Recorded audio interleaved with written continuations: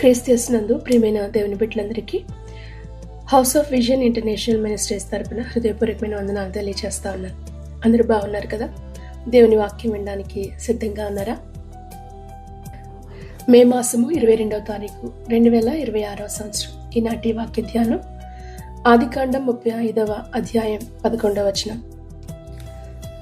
నేను సర్వశక్తి గల దేవుడను, నీవు ఫలించి అభివృద్ధి పొందము. జనమును జనముల సమూహమును నీ వలన కలుగును, రాజులను నీ గర్భవాసమున పుట్టెదరు. ఈ వాక్య భాగంలో దేవుడు తనను తాను సర్వశక్తి గల దేవుడను అంటే ఎల్ షడాయ్ అని తను తాను పరిచయం చేసుకుంటున్నారు. సర్వశక్తి దేవుని యొక్క చేతుల్లో ఉన్న దేవుడు. మన బలహీనతలు లేదా మన యొక్క పరిస్థితులు, పరిమితులు ఏవి కూడా దేవునికి అడ్డంకులు కావు. మనిషి అనేక సార్లు ఇది అసాధ్యం, ఇది ఇంక జరగదు అనుకుంటాడు. కానీ ప్రభు చెప్తున్నాడు, మీరు ఫలించి అభివృద్ధి పొందాలి. సర్వశక్తి కలిగిన దేవుడు తన ప్రజలు ఎలా ఫలింప చేస్తాడు అనే ఒక గొప్ప ఆత్మీయ సత్యం మీద ఈ యొక్క వాక్యం ఆధారపడి ఉంది. సర్వశక్తి కలిగిన దేవుడు శూన్యాన్ని సమృద్ధిగా మార్చగలిగిన దేవుడు. ఆయన శూన్యమైపోయిన ప్రతి స్థితిగతులను కూడా సమృద్ధితో నింపగలిగిన దేవుడు. చాలా మంది ఈ రోజున అనుకుంటారు, జీవితంలో ఎటువంటి ఫలింపు చూడని వారంగా ఉన్నాం, మా యొక్క స్థితి చిన్నది, ప్రార్థనలు చిన్న చిన్న ప్రార్థనలు లేదా చేస్తున్న వ్యాపారం, ఉద్యోగాలు చిన్నవి గనుక మేము ఫలించలేం, ఇంతే మా పరిస్థితి అనుకునేవారు చాలా మంది ఉంటారు. కానీ ప్రభువు చెప్తున్నారు, ఇదిగో నీవు ఫలించాలి, అభివృద్ధి పొందాలి. సర్వశక్తిమంతుడైన దేవుడు ఆశీర్వదించినప్పుడు ఎడారిని కూడా ఆయన సమృద్ధి కలిగిన పచ్చని తోటగా ఆయన మార్చగలిగిన దేవుడు. కీర్తనల గ్రంథం 115వ అధ్యాయం 14వ వచనంలో ప్రభు అంటారు, ఇదిగో యెహోవా మిమ్మును మీ పిల్లలను వృద్ధి పొందించును. దేవుని యొక్క ఉద్దేశం, దేవుని యొక్క పిల్లలైన మనము ఫలించాలి, అభివృద్ధి పొందాలి, కుటుంబాలుగా దీవించబడాలి. ఇది దేవుని యొక్క అత్యున్నతమైన ప్రణాళిక, దేవుని యొక్క ఉద్దేశం. ఈ రోజున మనుషులు ఆశీర్వాదాల కొరకు ఎక్కడెక్కడో వెతుకుతూ ఉంటారు, ఏవేవో చేస్తూ ఉంటారు, ప్రపంచం అంతా తిరుగుతూ ఉంటారు. కానీ నిజమైన అభివృద్ధి, ఆశీర్వాదం అనేది దేవుని యొక్క సన్నిధితో మాత్రమే ప్రారంభమవుతుంది. ఈ వాక్యంలో దేవుడు ఒక ఫలభరితమైన జీవితాన్ని గురించి మాట్లాడుతున్నారు. అంటే జీవితం అభివృద్ధి పొందాలి, నాయకత్వాన్ని గురించి, తాను పొందుకున్న ఆశీర్వాదం యొక్క ప్రభావాన్ని గురించి కూడా ఈ యొక్క వాగ్దానం మనకు సెలవిస్తూ ఉంది. ఇది దేవుని ప్రజలైన వారందరికీ కూడా వర్తింపచేసే ఒక వాగ్దానం. మన బలహీనతల కంటే లేదా మన పరిస్థితుల కంటే కూడా దేవుడు గొప్పవాడు. ఆయన వాగ్దానం నమ్మదగింది. ఎఫెసీయులకు రాసిన పత్రిక 3వ అధ్యాయం 20వ వచనం. మనము అడుగు వాటి కంటేను ఊహించు వాటి కంటేను అత్యధికంగా చేయగలిగిన దేవుడు ఆయన. మనం కొంచెం మాత్రమే ఊహించగలం, మనం కొంచెం మాత్రమే ఆశించగలం, కానీ దేవుడు అత్యధికంగా మనల్ని అభివృద్ధి పరచగలిగిన దేవుడు ఆయన. గనుక ఈనాటి మీ పరిస్థితిని కాదు, దేవుని యొక్క శక్తిని చూడండి, దేవుని యొక్క ప్రభావాన్ని నమ్మండి. మీ కుటుంబంలో ఎటువంటి స్థితిగతులు, ఆర్థికపరమైన ఒత్తిడులు ఎలాంటివి ఎదుర్కొంటున్నా ఆ పరిస్థితులను చూడొద్దు. ప్రభువు పైన నమ్మకం ఉంచండి. నిశ్చయంగా దేవుడు ఆశీర్వదించే దేవుడు. ప్రభు చెప్తున్న మాట, నీవు ఫలించి అభివృద్ధి పొందాలి. ఇది దేవుని యొక్క చిత్తం తన ప్రజల పైన. ఫలించి అభివృద్ధి పొందాలి. యోహాను సువార్త 15వ అధ్యాయం 5వ వచనం మనకు తెలుసు, నాలో నిలిచిండుడి, మీరు బహుగా ఫలిస్తారు, నాకు వేరే మీరు ఏమి కూడా ఫలించలేరు అంటాడు దేవుడు. ఈరోజు చాలా మంది చూస్తే చాలా బిజీగా ఉంటారు. నిజానికి ఒక క్షణం కూడా ఖాళీ ఉండదు, తీరిక లేకుండా పనిచేస్తూ ఉన్నారు. కానీ నిజానికి చూస్తే వాళ్ళ జీవితంలో ఎటువంటి ఫలాన్ని కూడా మనం చూడలేం. కేవలం బిజీ, పనులు పనులు పనులు. కానీ నిజంగా ఆ ఫలితాన్ని మీరు అనుభవించగలుగుతున్నారా? కుటుంబాలు నెమ్మదితో నడుస్తూ ఉన్నాయా? ఆశీర్వాదం అనేది ఫలాలు కనిపించాలి. నీ కష్టం ద్వారా ఆ కష్టము ఫలించాలి. అది ఆశీర్వాదం అనేది. మీ కుటుంబంలో దేవుని ఆశీర్వాదం చూడాలి, మీ ద్వారా ఇతరుల ఆశీర్వాదకరంగా ఉండగలగాలి, కుటుంబంలో సమాధానం, నెమ్మది కలిగి జీవించగలగాలి. తన కాలమందు ఫలమిచ్చు చెట్టు వలె అంటాడు కీర్తనల గ్రంథం 1వ అధ్యాయంలో. అటువంటి జీవితాన్ని ఈ రోజున దేవుడు తన ప్రజల నుంచి ఎదురు చూస్తున్నది. జనమును జనముల సమూహమును నీ వలన కలుగును. ప్రభావవంతమైన జీవితం, వానిలో ఒంటరి అయిన వాడు 1000 మంది అగును. యెషయా గ్రంథం 60:22 కదా. మీరు లోకమునకు వెలుగై ఉంటారంటారు. అవును, ఒక వ్యక్తి ఎప్పుడైతే ప్రభావంతో నింపబడి ఉంటాడో ఆ వ్యక్తి ఆశీర్వాదం తనతో మాత్రమే కాదు, ఆ ఆశీర్వాదం తరతరాలకు విస్తరింపచేసే దేవుడు ఆయన. అబ్రహామును పిలిచిన దేవుడు ప్రభు చెప్తాడు, ఇదిగో నిన్ను ఆశీర్వదిస్తావు కాదు, నీవు తరతరాలకు ఆశీర్వాదంగా ఉంది. ఇది దేవుని యొక్క ప్రణాళిక తన బిడ్డలమైన మన పట్ల. మనము దీవించబడమే కాదు, మన ద్వారా అనేక మంది దీవించబడాలి. దేవుడు నిన్ను అనేక మందికి ఆశీర్వాదంగా చేయాలి అన్నది దేవుని యొక్క ఉద్దేశమైంది.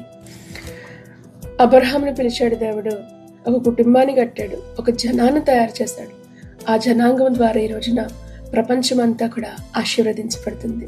అవును, దేవుడు ఆశీర్వదించినప్పుడు అది ఒక వ్యక్తిగతమైన స్థాయిలో ఆగిపోదు, అది తరతరాలకు కూడా ఆశీర్వాదకరంగా ఉంటుంది. ఈరోజు మీరు చేసే ప్రార్థన, భక్తి జీవితం, ప్రభువుని మీరు వెంబడించే విధానం, అది మీతో కాదు, అది మీ తరతరాలకు కూడా ఆశీర్వాదకరంగా దేవుడు ఆయన చేసే దేవుడు. మీరు చేసే ప్రార్థన మీ కుటుంబంలో దీవెనకరం, పిల్లలు దేవుని మార్గంలో నడవడం మీరు చూడగలుగుతారు, ఇతరులకు మీరు ఆశీర్వాదకరంగా మారగలుగుతారు. మీ ప్రార్థన వల్ల సంఘాలు బలపరచబడాలి, అనేకులకు నీవు ఆశీర్వాదంగా ఉంటావు. దేవుడు సామాన్యులలో నుంచి రాజులను ఆయన లేపే దేవుడు. రాజులు నీ గర్భవాసము పుట్టెదరు అంటున్నాడు. ఇది అధికారమును, ప్రభావాన్ని లేదా నాయకత్వాన్ని గురించి మాట్లాడుతున్న ఒక అద్భుతమైన వాగ్దానం. దేవుడు చిన్నవారిని లేదా అల్పులైన వారిని దేవుడు ఎన్నుకునే దేవుడు కదా. హన్నా చెప్తుంది ఈ మాట 1 సమూయేలు గ్రంథం 2:8 దరిద్రులను ఆయన ప్రధానులతో కూడా కూర్చుండబెట్టేవాడు అంటాడు ఆయన. అవును, దేవుని కొరకు మనల్ని ఆయన రాజులుగా, యాజకులుగా ఆయన మనల్ని చేసిన దేవుడు కదా. ఈ రోజున ప్రజలందరికీ అల్పులైన వారిగా కనిపించవచ్చు, కానీ నాయకత్వపు అభిషేకాన్ని దేవుడు తన ప్రజలకు అనుగ్రహించాలని దేవుడు ఎదురు చూస్తా ఉన్నాడు. రాజులు నీలో నుంచి రావాలి, అధికారం కలిగిన వారు, నాయకులు, అధికార ప్రభావాన్ని కలిగిన ఆత్మీయమైన వారసత్వాన్ని దేవుడు మీ గర్భంలో నుంచి దేవుడు తీసుకురావాలని ప్రభు ఇష్టపడతా ఉన్నాడు. అంటే ప్రార్థనా యోధులు నీ కుటుంబం కట్టబడాలి, దేవుని యొక్క సేవకులు, నాయకులు, సువార్థకులు మీ కుటుంబాల్లో నుంచి లేపబడాలి. ఇది దేవుని యొక్క ఉద్దేశమైంది. కనుక దేవుని పిలుపు మీ పైన ఉన్నప్పుడు దేవుని యొక్క మహిమ కొరకు జీవించడానికి ఒక గొప్ప మంచి నిర్ణయాన్ని తీసుకోండి. ఈరోజు యొక్క వాగ్దానం, ప్రభు చెప్తున్న వాగ్దానం, నువ్వు దీవించబడాలి, ఫలించాలి, నాయకత్వపు అభిషేకాన్ని కలిగి ఉండగలగాలి, ప్రభావాన్ని కలిగి ఉండాలి. అయితే ఈ రోజున అనేక మంది ఈ యొక్క అభివృద్ధిని చూడలేకపోతా ఉన్నారు. కారణం ఏంటంటే మొదటిది భయం. ఈ రోజున అనేక మందిలో భయం, చేయగలను లేదో, ఇది నా వలన కాదేమో, ఇది నాకు అసాధ్యమైందేమో అనుకుంటున్నారు. కానీ సర్వశక్తి కలిగిన దేవుని నువ్వు నమ్ముకుంటున్నావు గనక నీ వలన సాధ్యమవుతుంది. రెండవది పాపమును అధిగమించలేని జీవితాలు. ఎప్పుడైతే పాపము మన హృదయాలను చోటు చేసుకుంటుందో దేవుని యొక్క ఆశీర్వాదాలకు అడ్డుపడుతూ ఉంటుంది. దానిని దాటి మనం ప్రభుని వెంబడించినప్పుడు అద్భుతమైన కార్యాలు మీ జీవితంలో చూడగలుగుతారు. కనుక ప్రభుకి ఇష్టంగా ఉండాలంటే విశ్వాసం కలిగి ఉండాలి. దేవుడు నీ జీవితంలో చేస్తాడు, అది నువ్వు కాదు, ప్రభు చేస్తాడనే విశ్వాసాన్ని మనము కలిగి ప్రార్థనలో ముందడుగు వేసినప్పుడు అద్భుతమైన ఫలభరితమైన జీవితాన్ని మనం పొందుకోగలుగుతాం. ఫలభరితమైన జీవితాన్ని కలిగి ఉండండి, దేవునితో సన్నిహిత సంబంధాన్ని కలిగి ఉండండి, వాక్యంలో నిలిచి ఉండండి, పరిశుద్ధతలో నడవండి, విశ్వాసంలో ముందుకు సాగండి. అద్భుతమైన వాగ్దానం స్వతంత్రించుకోండి. ఆయన సర్వశక్తి కలిగిన దేవుడిని అని మరొకసారి ఈ రోజున ఆయన మనతో జ్ఞాపకం చేస్తా ఉన్నాడు. నువ్వు ఫలించాలి, నువ్వు అభివృద్ధి పొందాలి, నిరాశలో ఉండిపోకూడదు. ఫలభరితమైన జీవితం, ప్రభావవంతంగా నీ జీవితం ఉండాలని ప్రభు ఇష్టపడతా ఉన్నాడు. కనుక విశ్వాసంతో ప్రార్థన చేయండి, నమ్మకంగా ప్రభు సన్నిధిలో ముందుకు సాగండి.